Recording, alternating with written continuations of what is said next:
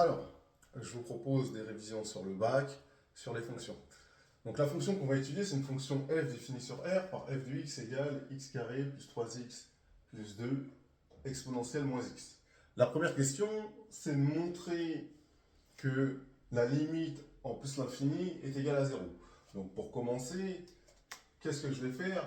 Parce que je risque d'avoir une forme indéterminée à première vue, je vais simplement développer et donc ça va me donner x carré exponentielle moins x plus 3x exponentielle moins x plus 2 exponentielle moins x.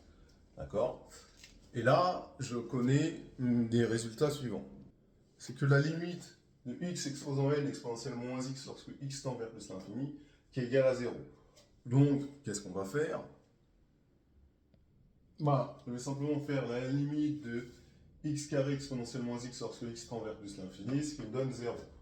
La limite de 3x exponentielle moins x lorsque x tend vers plus l'infini, ça me donne 0.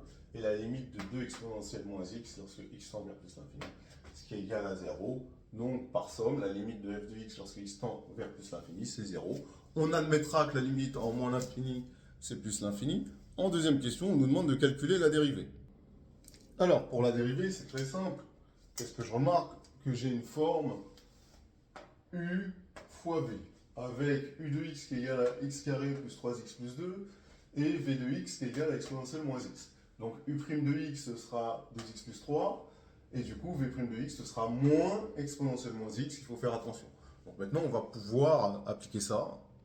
Alors, comme c'est dit dans l'énoncé, je n'ai pas à justifier que f est dérivable, puisqu'on me le dit, et du coup, f' de x, je vais faire u', c'est-à-dire 2x plus 3 fois v exponentielle de x, plus v', ou u, x carré plus 3x plus 2 fois v', moins exponentielle moins x. Donc j'ai mis le exponentielle moins x ici, et au lieu du plus, j'ai mis un moins pour que ce soit plus simple. Qu'est-ce que je vais faire intelligemment? Quand je vois une exponentielle, évidemment, je factorise par l'exponentielle. Quand je factorise par l'exponentielle, qu'est-ce que ça me donne?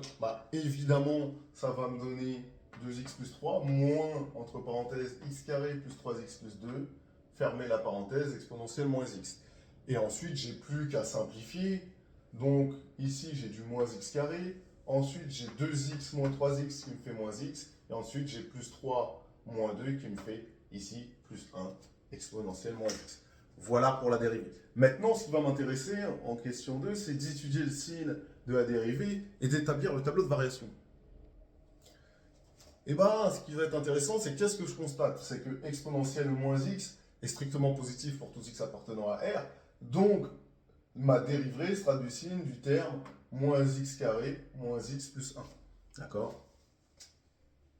Et donc, évidemment, vous avez calculé le discriminant delta qui vaut b au carré moins 4ac. Mon b vaut moins 1, donc ça me fait moins 1 au carré, moins 4 fois a qui vaut moins 1 fois c qui vaut 1. Donc ça me fait 1 plus 4, ce qui me donne 5. Ensuite, les racines, c'est très simple. Vous avez x1 qui sera égal à moins b moins racine carrée de delta sur 2a. Donc moins 1 moins racine de 5 sur moins 2, ce qui fait moins 1 plus racine de 5 sur 2. Et x2, ce sera moins b plus racine de delta sur 2a, donc 1 plus racine de 5 sur moins 2, ce qui fait moins 1 moins racine de 5 sur 2. Et donc, je vais pouvoir établir, évidemment, mon tableau de signes de ma dérivée. Alors, donc, notre a, il est négatif, donc ça fait signe de a, signe contraire de a, signe de a. Donc, ma dérivée, elle est négative entre moins l'infini et moins 1 moins racine de 5 sur 2, puis positive entre moins 1 moins racine de 5 sur 2 et moins 1 plus racine de 5 sur 2. Et après, elle redevient négative. Et du coup, pour ma fonction, elle sera décroissante, d'accord, entre moins l'infini et moins 1 moins racine de 5 sur 2, même strictement décroissante. Ensuite, strictement croissante entre moins 1 moins racine de 5 sur 2 et moins 1 plus racine de 5 sur 2. Et puis, à la fin, elle devient décroissante, tout simplement. Il faut calculer peut-être f de x2 et f de x1, ce qu'on ne va pas faire. On va maintenant pouvoir répondre à la dernière question, exprimer pourquoi la fonction f est strictement positive. C'est assez simple.